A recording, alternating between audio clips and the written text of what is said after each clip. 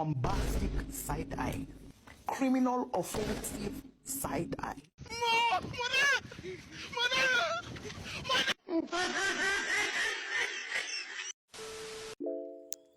Halo, shalom. Perkenalkan, saya Veronica Ursepuni, mahasiswa teologi kelas A semester 3.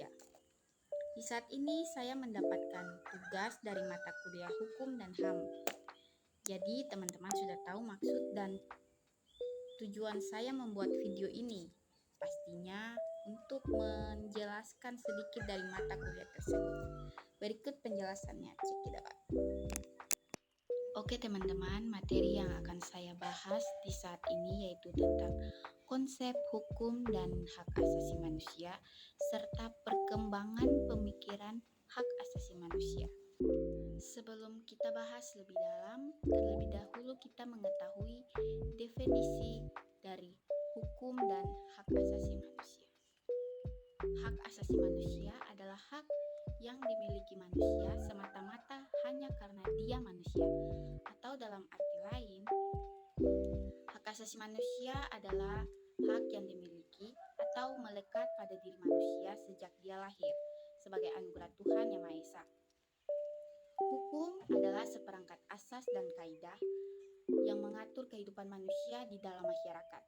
Jadi, hukum hak asasi manusia adalah seperangkat asas dan kaidah yang mengatur kehidupan manusia sejak ia lahir sebagai pedoman hidup manusia.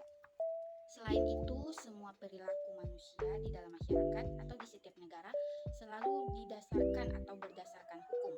Artinya, semua hak yang terikat oleh hukum dan ada bukti bahwa hukum yang mengikatnya.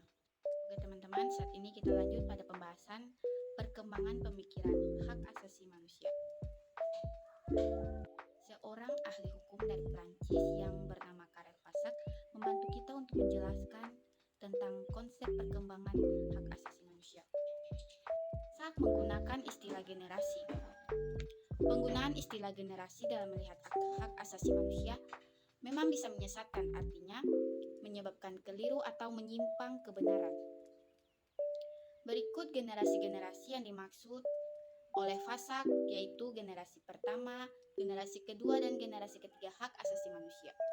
Generasi pertama atau yang disebut kebebasan sering dirujuk untuk mewakili hak-hak sipil dan politik, yakni hak-hak asasi manusia yang klasik. Ini disebabkan karena munculnya revolusi yang bergelora. Revolusi yang terjadi di Amerika Serikat dan Prancis pada abad ke-17 dan ke-18.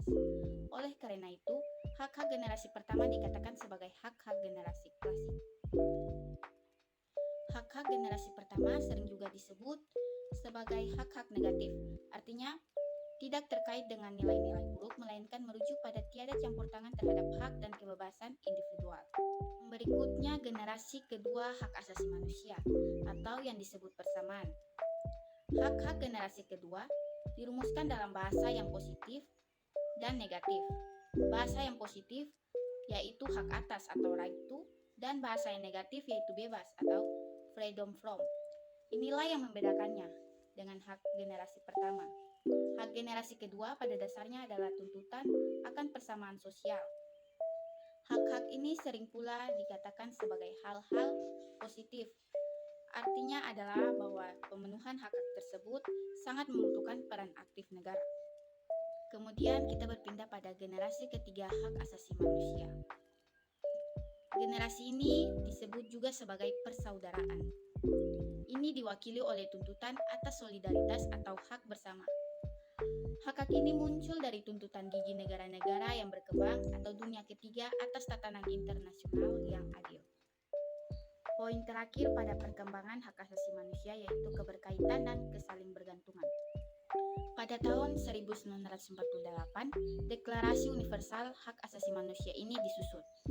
Isi dokumen ini selanjutnya mencerminkan dua perjanjian, yaitu Kovenan Hak Sipil dan Politik dan Kovenan Hak Ekonomi, Sosial, dan Budaya.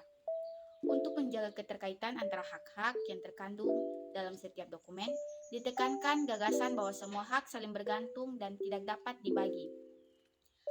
Berdasarkan penjelasan tersebut, Penelitian ini bertujuan untuk mengeksplorasi sejauh mana pelanggaran hak asasi manusia atas air dan sanitasi yang mengganggu jaminan hak-hak lainnya, dan menyikapi prinsip saling ketergantungan dan ketidakterpisahan.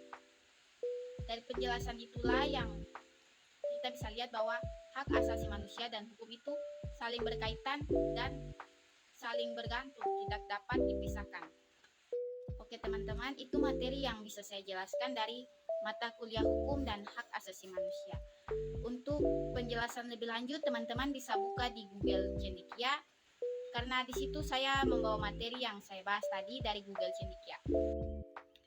Lebih dan kurangnya materi yang saya bahas tadi, jika ada kekeliruan dari teman-teman, saya mohon maaf. Dan sekian dan terima kasih. Shalom.